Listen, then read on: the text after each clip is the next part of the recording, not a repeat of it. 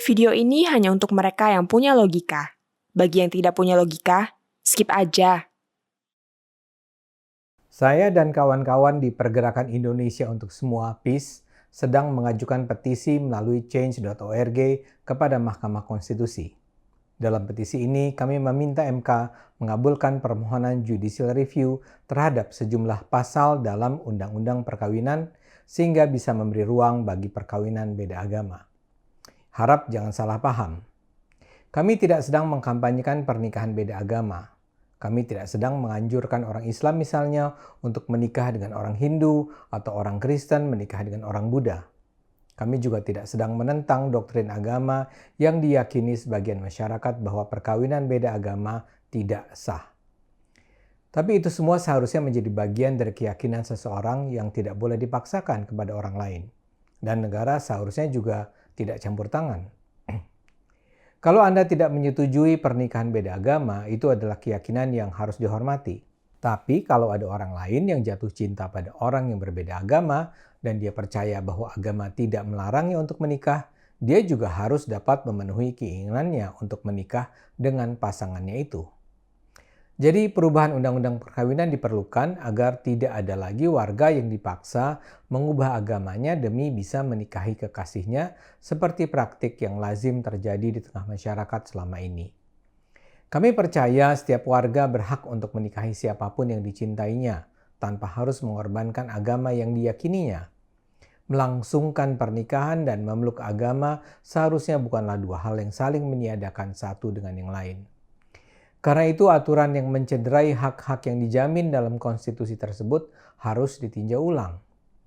Judicial review ini diajukan seorang warga bernama E. Ramus PTG pada Februari 2022. Warga asal Papua itu adalah pemeluk Katolik, sementara kekasih yang hendak dinikahinya beragama Islam. Perkawinannya itu dibatalkan karena Undang-Undang Perkawinan tidak mengakomodasi perkawinan beda agama. Ramos merasa hak-hak konstitusionalnya dirugikan karena tidak dapat melangsungkan perkawinan tersebut. Dia merasa kehilangan kemerdekaan dalam memeluk agama dan kepercayaan, mengingat jika ingin melakukan perkawinan beda agama akan ada paksaan bagi salah satunya untuk menundukkan keyakinan. Ramos juga merasa kehilangan kemerdekaan untuk dapat melanjutkan keturunan dengan membentuk keluarga yang didasarkan pada kehendak bebas.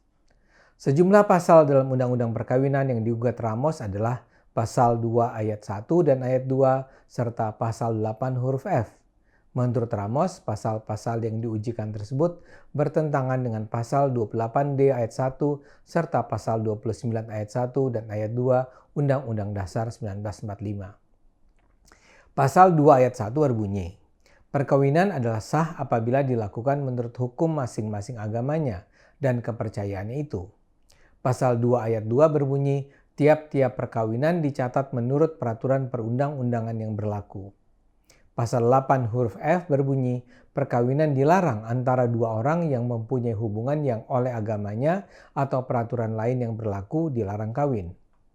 Sedangkan pasal 28D ayat 1 berbunyi, setiap orang berhak atas pengakuan, jaminan, perlindungan, dan kepastian hukum yang adil serta perlakuan yang sama di hadapan hukum.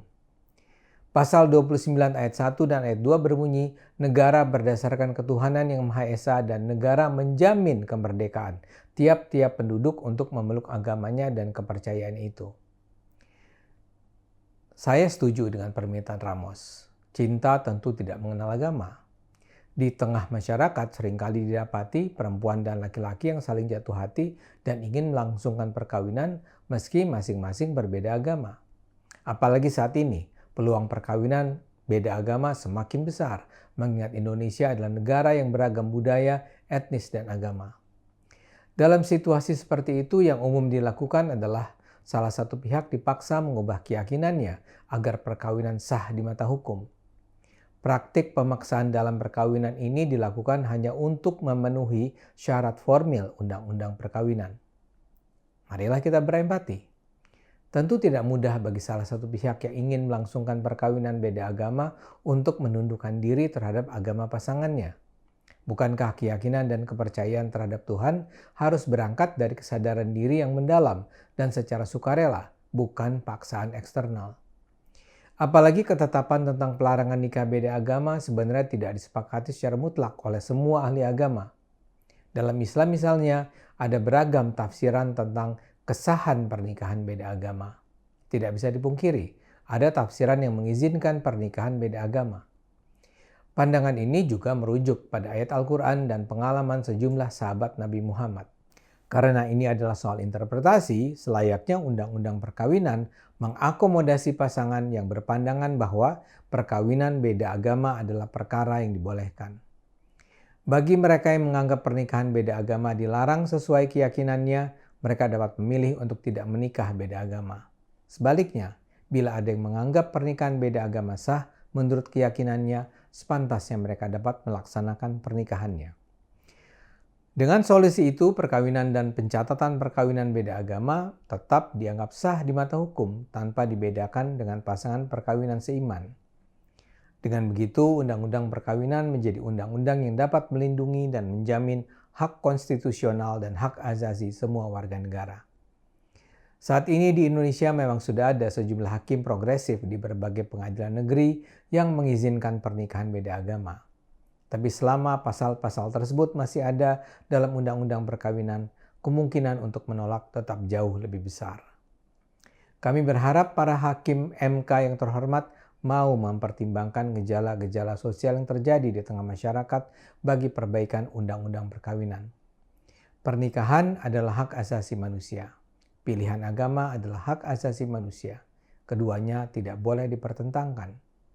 Karenanya negara atau siapapun tidak boleh memaksakannya. Ayo gunakan akal sehat, karena hanya kalau kita gunakan akal sehat, bangsa ini akan selamat.